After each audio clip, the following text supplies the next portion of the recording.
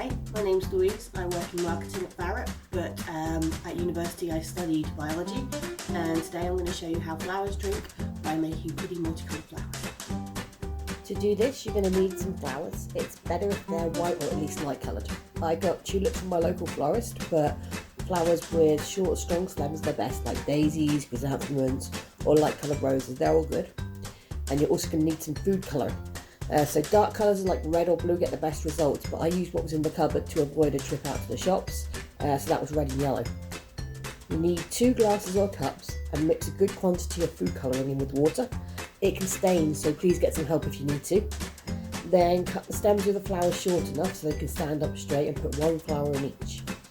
Then you get another flower and you cut the stem down the middle as well.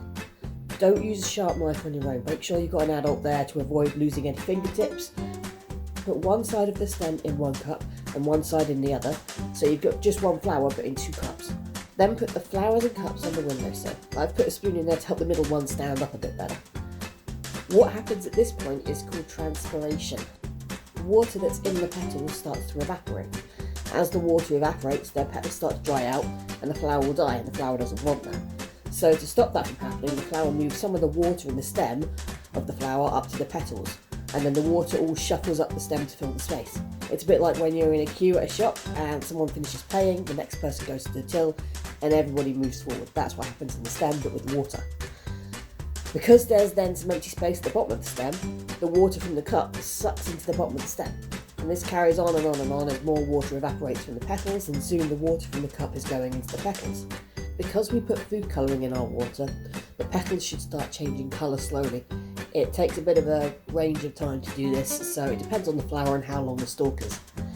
The flower in the middle should be pulling water in from both cups, so it should have 2 different colours going into the petals.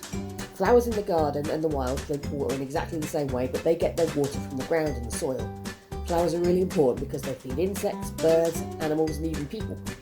Some flowers can be made into medicine, and lastly, flowers produce oxygen, which is what we all breathe, so it's very important. Thanks very much for watching this video.